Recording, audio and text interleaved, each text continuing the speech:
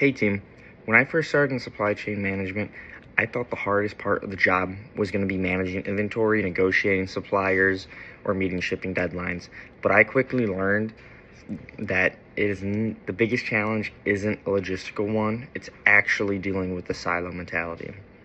And in case you haven't heard of that before, the silo mentality is a mentality where departments or teams focus solely on themselves and their own objectives, often ignoring how their actions will affect other departments. This can lead to inefficiencies, delays, and miscommunications that ripple throughout the company.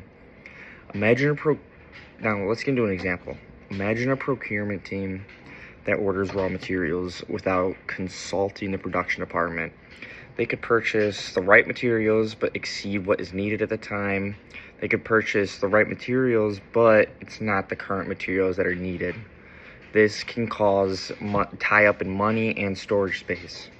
This is a classic example of silo behavior. Each department is technically performing its job well, but the lack of coordination leads to bigger problems for the organization. This is obvious in the case that there was no communication, obviously, between what materials were needed and then what materials that the procurement team actually purchased. So it is the right materials, but it is not the materials that were needed at that exact time. The same goes for exceeding. You only need so many materials to make a certain batch of clothes, food. In a process, it's only needed for so long. It can be frustrating to see how well-intentioned work can actually cause issues when departments fail to communicate. So how do you break down these silos? Well, a key strategy is to build relationships across departments from day one. Don't wait until you're in a leadership position. Go around other departments, make friends, talk to them, ask them about what they do, their challenges, and how we in our positions as supply chain and suppliers, how we can help minimize our impact on them, maybe make it a little easier on them, and how we can collaborate easier. Another critical approach is to leverage data and transparency. In today's supply chain world, most companies use software that tracks our inventory, orders, shipments, and production schedules.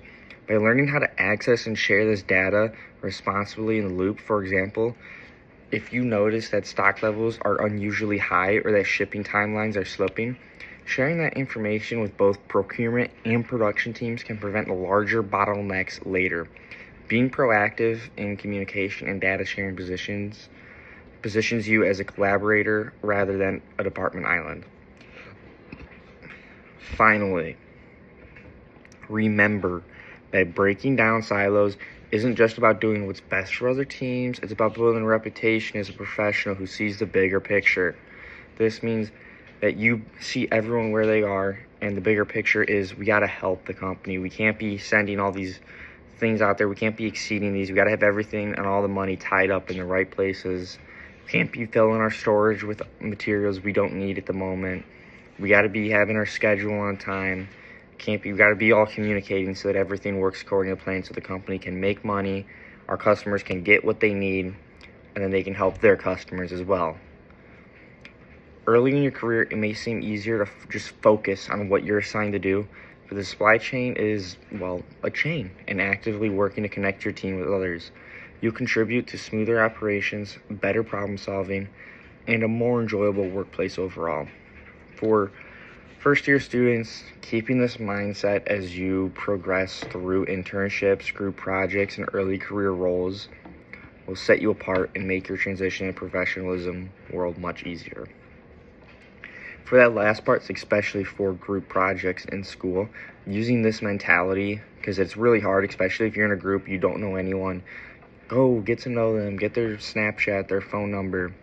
Getting that and knowing it, especially working it in group projects, that can be a huge thing because it can be hard, especially if you don't know anyone in the group.